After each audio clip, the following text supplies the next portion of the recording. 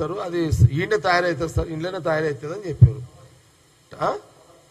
Towers sir, ఇది సంతు ఉన్నాయి sir. ఇక్కడ ఒక దిక్కు సంతు ఉన్నాయి సార్, ఒక సంతు అంటే ఎవరు, ఆయన కేసీఆర్ గారు సటగుని కొడుకు. రైట్ అంటే నేను స్ట్రేట్ పోతా కదా, ఇటు పెద్దమ్మ గుడి దిగు కదా, నేను ఇటు నుంచి వస్తా కదా. లెఫ్ట్ కేటీఆర్ బామ్మడిది సార్, రైట్ సంతు సార్ అన్నారు. అందుకే మరి మీరేం చేస్తున్నారంటే ఏం లేదు సార్, వాళ్ళు తాగినంతసేపు తాగుతారు, 3 గంటల దాకా గొడవలు అయితే సంజాయిస్తాం సార్, వాళ్ళు ఇష్టం ఉన్నసేపు తాగి వెళ్ళిపోతారు సార్ అన్నారు. ఏమయ్యా ప్రభాకర్ రెడ్డి ఏం చెప్తావా దీనికి? ఏమన్నా చెప్తా దీనికి? నీకు నిజంగా నువ్వు మొగోను అయితే, నిజం మొగదానం ఉంటే, నువ్వు మొగోను అయితే, నీ మొగ పుట్టుకుంటే దీని మీద రారా నాయన నువ్వు డిబేట్కి. చెప్తా నీతోటి, నేను నా స్థాయి నీతో మాట్లాడేది కాదు, జగ్గారెడ్డి స్థాయి ప్రభాకర్ రెడ్డితో మాట్లాడేది కూడా కాదు. నువ్వు నా లెక్కలో నువ్వు చాలా బచ్చగా నువ్వు, కానీ నాకు తప్పలేదు. ఇక నువ్వు అన్నవాసుడి మాటలు మాట్లాడిన ఆ మాట అన్నందుకు ఇంత కథ చెప్పాల్సి వస్తుంది. ఇక లేకపోతే కేసీఆర్ని కేటీఆర్ని తిట్టే మూడ్లో కూడా లేకుంటే యాక్చువల్గా ఇవాళ ఇవన్నీ తెప్పిస్తున్నావు అంటే ప్రభాకర్ రెడ్డి చేసినాక నా మూడు ఖరాబ్ చేసాడు కాబట్టి వచ్చిన. నేను రెస్ట్లో ఉన్నా యాక్చువల్గా, 10 రోజులు నిద్ర లేదు కదా. అరే దేనికి రా, ఏం మాట్లాడుతావురా దీని మీద? అక్కడ ఇట్లా కనబడుతున్నా నీకు, ఏమనుకుంటున్నావు నేను నువ్వు? సరే ఇది ఒకటి ఓకే, క్లారిటీ వచ్చిందా? కరెక్టే కదా ఇదంతా? ఓకే అయిపోయింది. సరే కార్ రేసు సరే అదేదో ఓకే వదిలేసాను కదా. గొర్రెలు మేకలు ఓకే అదే రైట్ ఓకే ఓకే. రైస్ మిల్లులు ఓకే వదిలేసేద్దాం. అచ్చా ఆమె మహారాణి కూతురు,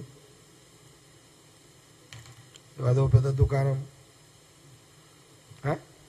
ఈ హైదరాబాద్ దుకాణమేమో బావమరిది సంతు, ఢిల్లీ దుకాణమేమో కూతురు చెల్లెలు ఈమె. వాని ఖతం చేసేసింది కేజ్రీవాల్ ఆడబోయి.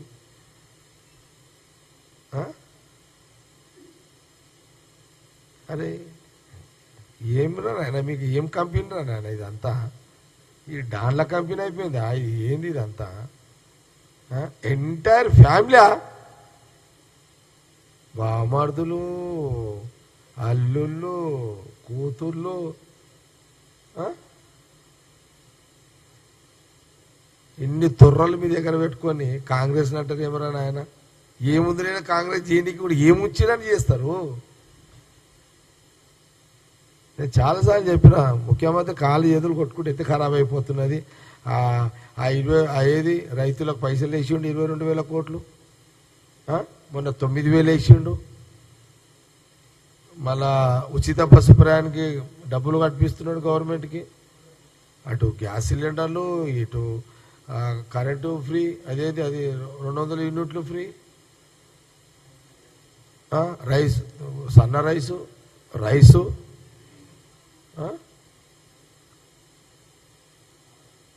Ration card, Aarogyasri.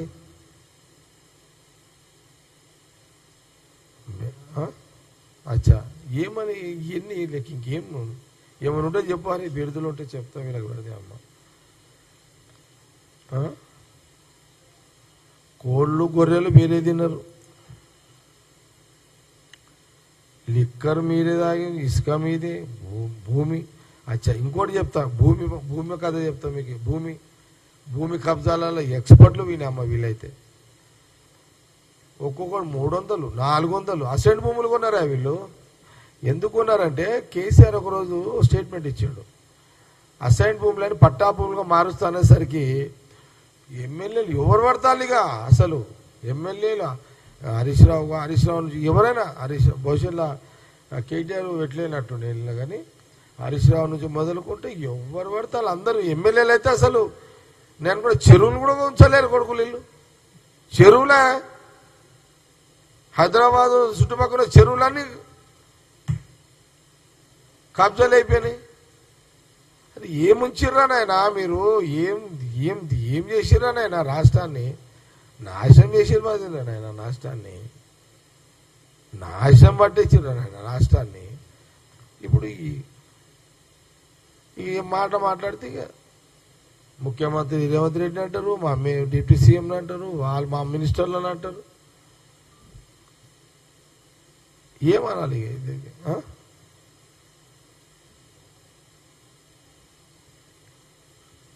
ఇదా సబ్జెక్టు? మీకేమైనా డౌట్లు ఉంటే అడుగుంటే చెప్తే. నన్ను అనొద్దని అంటలేను, నన్ను అన్నది ఏమైంది.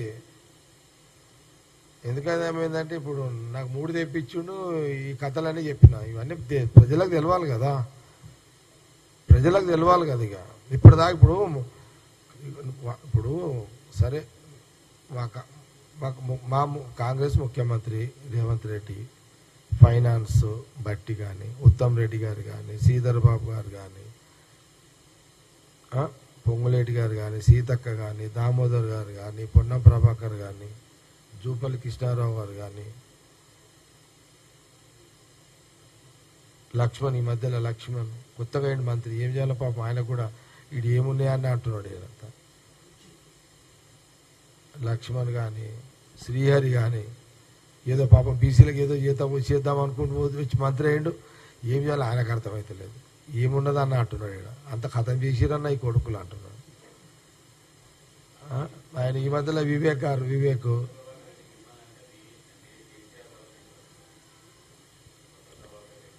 అంటే ఇలా ప్రభాకర్ రెడ్డి నా గురించి మాట్లాడుతూ మా మంత్రులు ఏదో తింటున్నారు.